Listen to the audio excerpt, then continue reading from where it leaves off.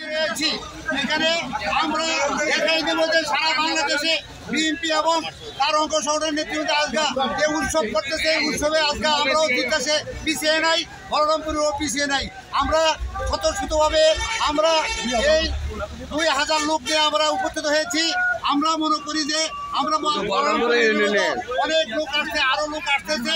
আমরা চাই যে এই স্বৈরাচারী সরকার যে বিদায় নিয়েছে সেই আনন্দ মিছিল আমরা আজকে সবাই ভোগ করতেছি। আমাদের আনন্দ আজকে বুকটা ফেটে যাচ্ছে।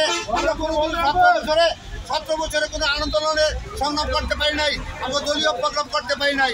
আজকে আমরা স্বাধীন বা মুক্ত স্বাধীন হিসাবে এই আজকে ছাত্র জনতার উদ্দেশ্যে উপলক্ষে এবং আপামর জনগণ এই স্বৈরাচারী সরকারকে বিদায় করেছে। এই জন্য আল্লাহ রাব্বুলের কাছে শুকরিয়া জানাই। আমরা আজকে সুস্থ মনে আমরা বক্তব্য দিতেছি এবং সুস্থ মনে আমরা চলাফেরা করতেছি, রাজনীতি কর্মকাণ্ড করতেছি। যে জন্য আল্লাহ রাব্বুলের কাছে দোয়া জানাই। আমার নেতা ডক্টর খন্দকার মোশাররফ সাহেবের দীর্ঘায়ু কামনা করি, ফারুক সাহেবের দীর্ঘায়ু কামনা করি। আমরা যাতে ওনার নেতৃত্বে আগামী নির্বাচন করে যেতে পারি সেই প্রত্যাশা রেখে আমার বক্তব্য চালানো। আমার বলরামপুর এলাকাবাসীকে ধন্যবাদ জানাই, তারা যে সতর্ক তাদেরকে ধন্যবাদ জানাই।